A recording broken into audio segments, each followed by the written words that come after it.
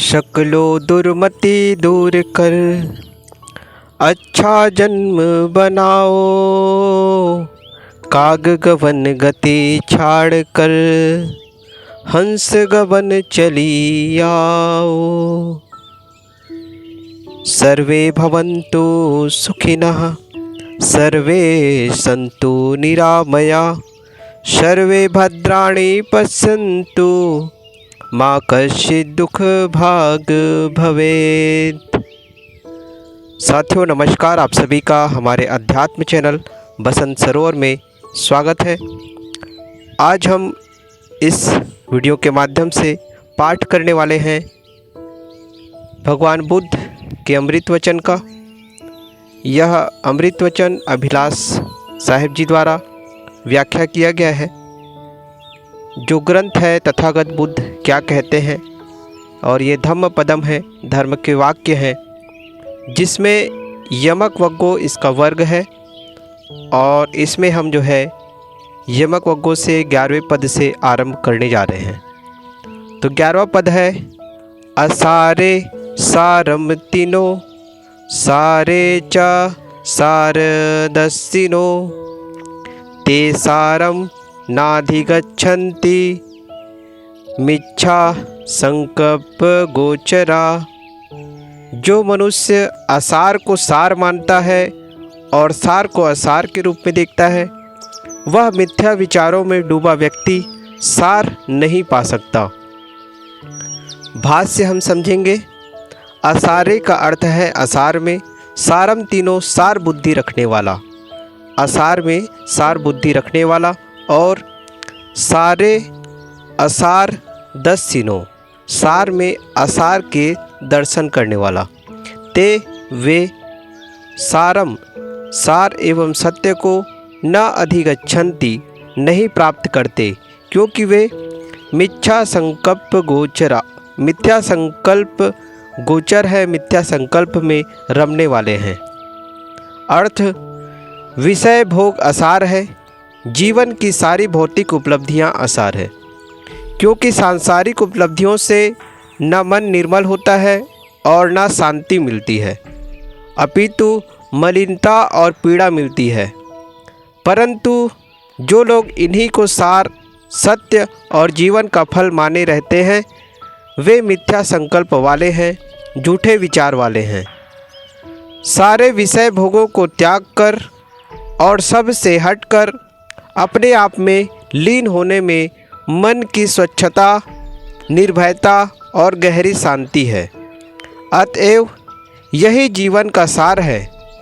किंतु जो इसे आसार तथा बेवकूफ़ी समझते हैं, वे मिथ्या संकल्प वाले हैं, झूठी मति वाले हैं। पूज्य तथागत कहते हैं, उन्हें सार एवं सत्य नहीं प्राप्त हो सकता। जब बुद्धि ही उल्टी है तब उनको सार कैसे मिलेगा। दिल्ली पहुंचना चाहते हैं और प्रयागराज से दिल्ली पश्चिम है, परंतु जाते हैं पूर्व, तो दिल्ली कैसे पहुंचेंगे। इच्छा वासना से दुख होता है, विषय भोगों को भोगने से इच्छा बनती है और इच्छा को मिटाने के लिए पुनः विषय भोग किया जाता है, तो इच्छा कैसे मिटेगी। भोग आसार है, आसार ही नहीं, गले की फांसी और भयंकर पीड़ा है। त्याग सार है, सुख है, क्योंकि इसमें इच्छाओं से छुट्टी मिलती है। अतएव त्याग से जीवन में सार एवं सत्य मिलता है। मिलना कहना भी एक कहने का तरीका है। मिली हुई वस्तु तो छूटती है। वस्तुतः मनोविकारों को, भोगों को छोड़ देने के बाद मनुष्य का सत्व स्वयं सुख स्वरूप रह जाता है। 12वां पद है सारंच सारतो यन्त्वा असारंच असारतो ते सारम अधिगच्छन्ति सम्मा संकल्प गोचरा। जो सार को सार जानता है और असार को असार, वह सम्यक संकल्प वाला व्यक्ति सार प्राप्त करता है। इसके भाष्य हम समझेंगे। सारंच सारतो, सार को सार यंत्वा जानकर, असारंच असारतो, असार को असार ते वे मनुष्य, सम्मा संकल्प गोचरा, सम्यक संकल्प वाले, सारम सत्य, अधिगच्छन्ति प्राप्त करते हैं। असार को सार तथा सार को सार मोटा मोटी सब समझते हैं, परंतु उन्हें तत्व से समझना और उस समझ पर टिक जाना बहुत बड़ी बात है। विषयी पामर भी आए दिन विषय वासना की निंदा करता है, परंतु जो इस तथ्य को ठीक से समझकर इससे अलग हो जाए, उसका समझना ही समझना है। समझने तथा ज्ञान होने की परिभाषा त्याग है। शेष तो जानना मात्र है। थोड़ा जाने परंतु उसका आचरण कर ले तो वह ज्ञानी है। त्याग से त्याग की शक्ति बढ़ती है। 13वां पद है, यथागारम दुच्छन्नम वुट्ठी समति विज्जति, एवं अभावितम चित्तम रागो समति विज्जति। जैसे ठीक से न छाए हुए घर में वर्षा का जल घुस जाता है, वैसे ध्याना अभ्यास रहित चित्त में राग घुस जाता है। भाष्य, यथा अगारम, जैसे अगारम घर, दुच्छन्नम ठीक से न छाने पर, मजबूत न बनाने पर, वुट्ठी वृष्टि, वुट्ठी का अर्थ है वृष्टि या वर्षा, वर्षा का जल, समति विज्जन्ति सीमा वेद देता है, छाजन तोड़कर बाहर निकलता है। एवं वैसे अभावितम भावना विहीन, ध्यानाभ्यास विहीन, चित्तम चित्त में रागो मोह विषय आसक्ति समति विज्जति सीमा तोड़कर प्रवेश कर जाती है। समति सीमा, विज्जति मतलब बिंदता है, छेद करता है। छप्पर छाजन छत दुर्बल बनाए जाएंगे तो वर्षा का पानी उसमें छेद करके घर में बहेगा। इसी प्रकार जो ध्यानाभ्यास नहीं करेगा उसके मन में संसार के राग भरेंगे। बात केवल ध्यानाभ्यास की नहीं है, अपितु उसके सारे अंगों की है। ज्ञान वैराग्य संपन्न संतों की सेवा तथा संगत नहीं करेगा, उनके विचार नहीं सुनेगा, ज्ञान वैराग्य के ग्रंथ नहीं पढ़ेगा, अकेले में बैठकर सार असार विचार नहीं करेगा, शरीर संसार की अनित्यता का अनुचिंतन नहीं करेगा, सदाचार और त्याग से नहीं रहेगा और ध्यानाभ्यास नहीं करेगा, तो उसके मन में विषय विकार घुसेंगे ही। मनुष्य के चारों ओर विषय बाजार है। स्वजन परजन, संसार के नर नारी तथा मित्रजन विषय वासना और मोह का पाठ पढ़ाने वाले हैं। साथ में इंद्रियां है, मन में अनादि अभ्यस्त विषय वासनाएं हैं। इतने सारे कुसंग में पढ़कर मन में राग न आएगा तो क्या आएगा? तो जो अपना उद्धार चाहे वह पहले यह समझ ले कि विषय वासना एवं राग अविद्या जनित केवल अंधकार धर्म है। प्रकाश द्रव्य है, अंधकार कोई द्रव्य नहीं है। अंधकार तो प्रकाश का अभाव मात्र है। अतएव ज्ञान होने पर राग लुप्त हो जाएंगे, परंतु ज्ञान आचरण वाला चाहिए। उसके लिए सद्गुरु शरण, संत संगत, सेवा, स्वाध्याय और साधना में जोर से लगना आवश्यक है। 14 पद है, यथाकारम सुच्छन्नम वुट्ठी न समति विज्जन्ति, एवं सुभावितम चित्तम रागो न समति विज्जन्ति। जिस प्रकार ठीक से छाए हुए घर में वृष्टि जल नहीं प्रवेश करता, उसी प्रकार ध्यानाभासी चित्त में राग नहीं घुसता है। यथागारम मतलब जैसे अगारम घर, सुच्छन्नम ठीक से छाए जाने पर, वुट्ठी ना समति विज्जति वर्षा का जल उसे तोड़कर नहीं भेदती है। एवं वैसे शुभावितम चित्तम शुभ चित्त में ध्यानाभ्यासी के चित्त में रागो ना समति विज्जंती मोह सीमा तोड़कर नहीं भेदता है। जिसने अपने छप्पर खपरेल या छत मजबूत बनाया है उसके घर में वर्षा का पानी नहीं घुस सकता। इसी तरह ध्यानाभ्यासी के चित्त में मोह नहीं प्रवेश कर सकता। इस पर विवरण पीछे मंत्र के भाष्य में दिया गया है। केवल ध्यान ही नहीं, संगत, साहित्य, साधना, सावधानी, खान पान, रहन सहन, वाणी वर्ताव, जब भक्ति, ज्ञान, वैराग्य प्रवाही होते हैं तब धीरे धीरे मन अनासक्ति से में मजबूत होता है। तब उसमें राग नहीं प्रवेश करता। सर्वांग साधना को लेकर जो अपने उद्धार के लिए डट जाएगा उसके कल्याण में देरी नहीं है। प्रायः साधक के जब मोटे दोष छूट जाते हैं और कई सद्गुण आ जाते हैं और चित्त में स्वस्थता होने लगती है तब वह असावधानी बरतने लगता है। लोगों के कल्याण के मोह में पड़कर बहिर्मुख होने लगता है और फिर तब चित्त में भोग वासना, राग द्वेष, हर्ष शोक के मेढक उछलने लगते हैं और वह दुखी हो जाता है। साधक सावधान रहे, अपने को सिद्ध मानकर कभी अहंकार में ना पड़े। सब समय अपने मन, इंद्रियों तथा संसार के प्राणी, पदार्थ और परिस्थितियों के आवरण से सावधान रहे। संग दोष से मोह हो, मोह से उपजे काम। जहाँ असावधान हुए कि संग दोष से मोह पैदा होगा और मोह से कामनाएं जगेंगी।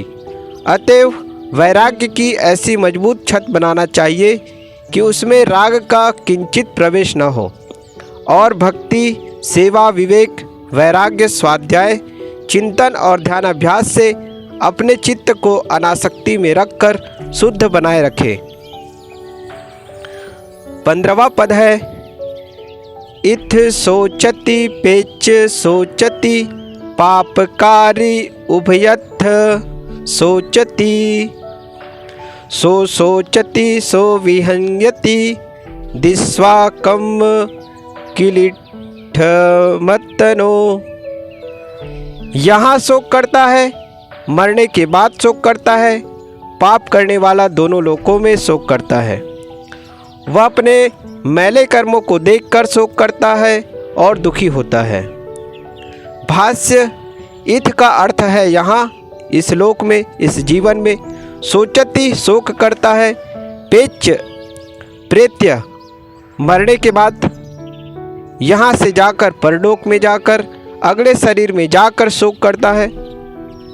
पापकारी पाप करने वाला, उभयथ दोनों लोकों में, आज और आगे जन्म में, सोचती शोक करता है। सो सोचती वह शोक करता है, सो मतलब वह, विजंती विहंती दुखित होता है, दिस्वा देखकर, कम किलिठ मत्तनो कर्म क्लिष्टम आत्मनः अपना मलिन कर्म देखकर दुखी होता है, शोक करता है। जीव अच्छा कर्म करे, बुरा कर्म करे या ना करे, इन सारी बातों में स्वतंत्र है, परंतु कर लेने के बाद उसके परिणाम से बचने का कोई उपाय नहीं है। हाँ, बुरे कर्म छोड़ देने पर सुख का रास्ता शुरू हो जाता है। जो आदमी पाप कर्म करता है उसे आज और आगे रोने, पछताने, शोक करने और पीड़ित होने के अलावा कुछ नहीं है। पूज्य तथागत कहते हैं कि यह मत समझना कि इस शरीर के नष्ट हो जाने पर पाप के परिणाम समाप्त हो जाएंगे।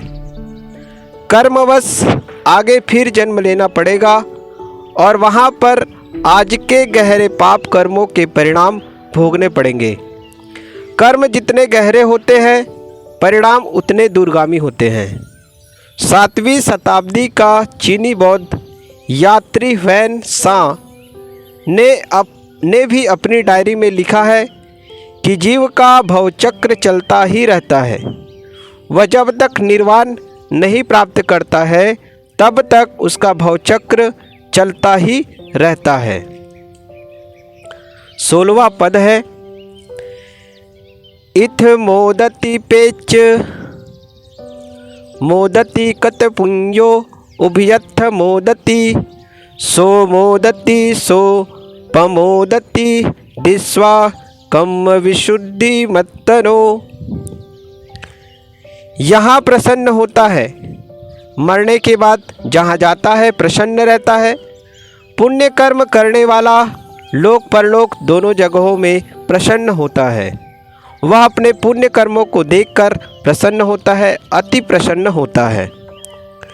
मुदित होना, प्रसन्न होना। कत पुंजो, कत करके, पुण्यो मतलब पुण्य कर्म करके, अच्छा कर्म करके। उभयथ मोदति, दोनों लोकों में, इस जन्म और अगले जन्म में प्रसन्न होता है। इस देह में, आने वाले देह में प्रसन्न रहता है। सो मोदति, वह मुदित होता, प्रसन्न होता है। सो पमोदति, अधिक प्रसन्न होता है। दिस्वा, देखकर। कम विशुद्धि मत्तनो, कर्म विशुद्धम आत्मनः, कर्म पवित्र, अपना पवित्र कर्म देखकर प्रसन्न होता है। चांद सूरज के समान यह सिद्धांत अकाट्य है कि जैसे पाप कर्म कर्ता के लिए पीड़ा का कारण बनता है, वैसे पुण्य कर्म उसके लिए प्रसन्नता का कारण बनता है। भौतिकवादी यह न भूले, भौतिकवादी यह भले न माने कि अगला जन्म होता है, किंतु वर्तमान जन्म में पुण्य कर्मों के फल में प्रसन्नता का मिलना उसे भी स्वीकार होगा। जीवन तो एक वायु का झोंका है और वह बीत जाता है, किंतु किए हुए कर्म जन्म जन्मांतर चलते हैं और कर्ता को सुख दुख देते हैं। मनुष्य जीवन की उपलब्धि भौतिक पदार्थ, पद प्रतिष्ठा आदि नहीं है, अपितु पवित्र कर्म है जिनका फल तत्काल प्रसन्नता है, अन्य लोगों के लिए अच्छी प्रेरणा है, सर्वत्र अच्छाई की सुगंधी है और आगे के लिए भी संबल है। पुण्य कर्म ही मनुष्य के लिए आज और आगे के लिए सुखदायी है। 17वां पद है, इथ तपति पेच तपति पापकारी उभयथ तपति पापम में कतंती तपति भीयो तपति दुग्गतिंगत्यो। यह संतप्त होता है, यहाँ संतप्त होता है, यहाँ से जाकर परलोक में संतापित होता है। पाप करने वाला दोनों लोकों में संतप्त होता है। मैंने पाप किया है यह सोचकर जलता है, दुर्गति प्राप्त कर अधिक संतप्त होता है। इथ तपति, यहाँ संतप्त होता है। पेच तपति, प्रेत्य जाकर परलोक में जाकर संतप्त होता है। पापकारी, पाप करने वाला, उभयथ दोनों लोकों में, पापम पाप में मैंने, कतंती किया यह सोचकर, तपति संतप्त होता है। भीयो भूयः अधिक, तपति और भी अधिक जलता है। दुर्गतिगतो, दुर्गतिम गतः, दुर्गति को प्राप्त करता है। कहते हैं देर होता है अंधेर नहीं। कोई पाप करता है तो मन तो उसका पीड़ित ही होता है, बाहर के पतन में समय लगता है। पापी का भौतिक ऐश्वर्य भी छीन जाता है, परंतु उसमें समय लगता है। उसका मन तो उसी समय से पीड़ित रहता है जब से वह पाप कर्म करने की बात सोचता है। जब करता है तब उद्वेगित रहता है और कर लेने के बाद तो उसका मन नरक ही बन जाता है। पाप कर्म जितने भारी होंगे उनके परिणाम उतने दूरगामी होंगे। इसलिए पूज्य तथागत कहते हैं, पेच तपति प्रेत्य होने पर, शरीर छोड़कर चले जाने पर वह जहाँ शरीर धारण करता है पाप कर्म के फल भोग वहाँ उदित होकर उसको संताप देंगे। कबीर साहब कहते हैं, कबीर कमाई आपनी कबहु न निष्फल जाए, सात समुद्र आड़ा पड़े मिले अगाड़ी आए। 18वां पद है, इथ नंदंती पेच नंदती कत पुण्यो उभयथ नंदती, पुण्यम में कतंती नंदती भियो नंदती सुग तिंगतो। यहाँ आनंदित होता है, जाकर पारलोक में आनंदित होता है। पुण्य कर्म करने वाला दोनों लोकों में आनंदित होता है। मैंने पुण्य कर्म किया है यह सोचकर आनंदित होता है और अच्छी गति पाकर अधिक आनंदित होता है।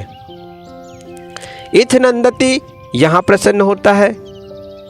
भियो भूया अधिक, सुगतिंगतो सुगतिम गतः अच्छी गति पाकर सत्कर्म करने वाला चाहे जहाँ रहे वहाँ प्रसन्न रहेगा।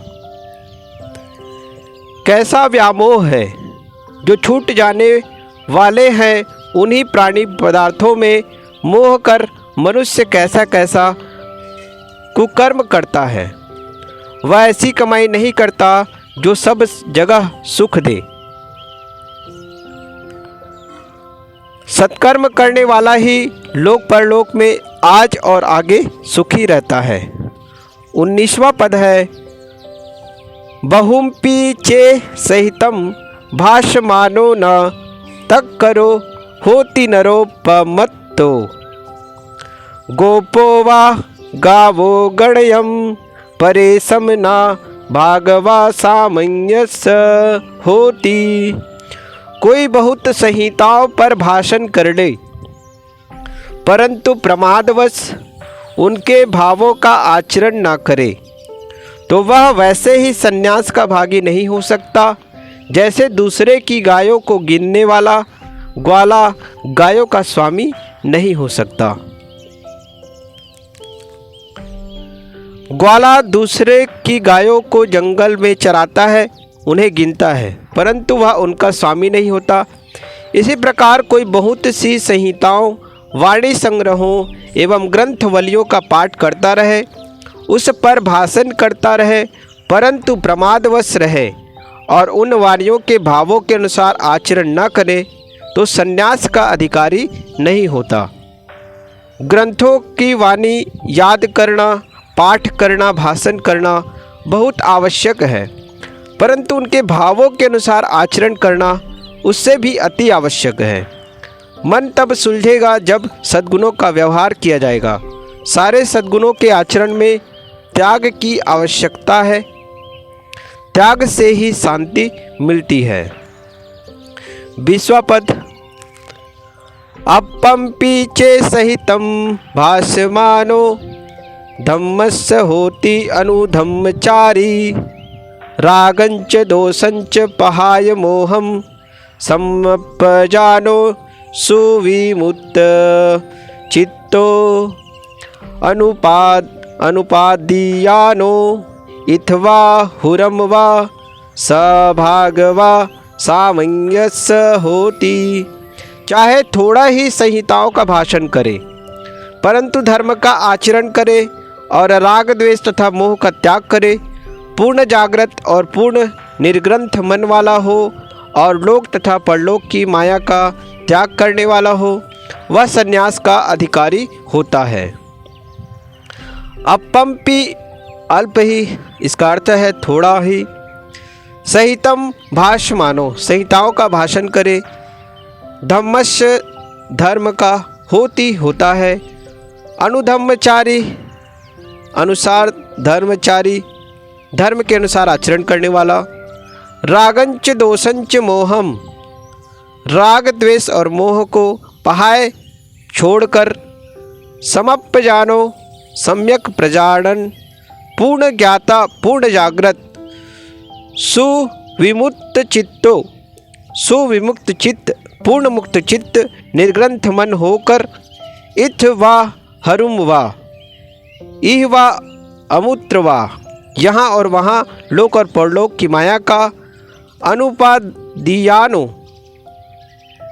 त्याग करने वाला है, तो सा भागवा वह भागी एवं अधिकारी होती होता है सामंजस्य श्रावणस्य श्रवणपन का संन्यास का। भले ही कोई शास्त्रों का भाषण थोड़ा करे परंतु सद्गुणों का आचरण करे तो वही अध्यात्म पथ में सफल होगा। राग द्वेष और मोह को रखकर धर्म ग्रंथ का पाठ या भाषण क्या फल देगा। आवश्यक है राग आदि विकारों का त्याग। इत और हुर क्रमशः लोक और परलोक है।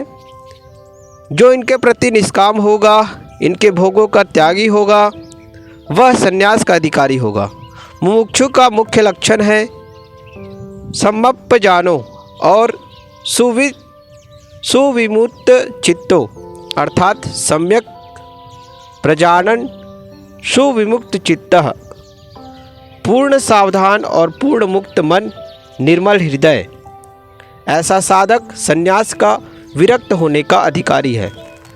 महाअनुशास्ता तथागत ने उपयुक्त गाथा में श्रमण संन्यासी एवं विरक्त होने का अधिकारी उसे माना है जो धर्म का आचरण करे, राग द्वेष तथा मोह का त्याग करे, पूर्ण जागृत और पूर्ण निर्मल मन का हो और लोक परलोक एवं दुष्ट श्रुत भोगों का त्यागी हो। तो साथियों, यहाँ पर यमक वग्गों का अंतिम पद समाप्त होता है और अगले पद पर कल हम पाठ करेंगे। अगला जो वर्ग है इसका अपमाद वर्ग, जिस पर हम अध्ययन करेंगे। और ऐसे ही अध्यात्म से जुड़े इस पठन और पाठन के लिए आप हमारे चैनल को सब्सक्राइब करके रखें। ओम शांति। सर्वे भवन्तु सुखिनः, सर्वे सन्तु निरामया, सर्वे भद्राणि पश्यन्तु, मा कश्चित् दुःखभाग् भवेत्।